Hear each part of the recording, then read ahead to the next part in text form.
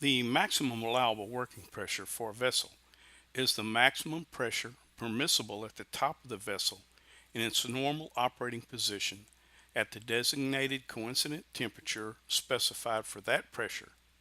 It is the least of the values found for maximum allowable working pressure for any of the essential parts of the vessel by the principles given in B below, and adjusted for any difference in static head that may exist between the part considered and the top of the vessel. This seems like a simple statement, but you'll see a little bit later there's more to it than meets the eye. UG98B.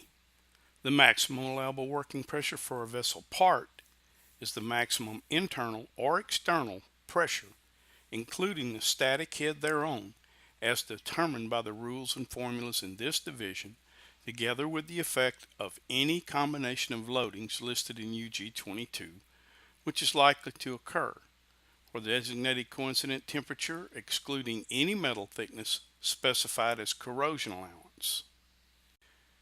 In the code, there are two types of maximum allowable working pressure, or MAWP. One is for the vessel itself, the one most think of and refer to all the time. The other is the one for each part of the vessel, referred to in UG98 as the part MAWP. Think of it in this way.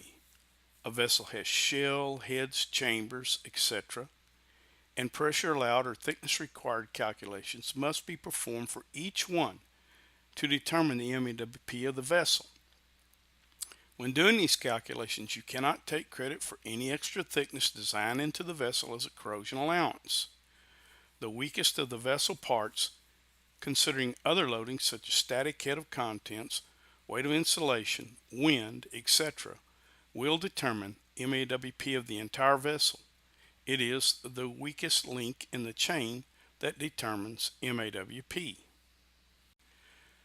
The pressure referred to here can be internal or external. The MAWP of a vessel is the pressure allowed in a vessel at its top, in its normal operating position, and at its maximum operating temperature.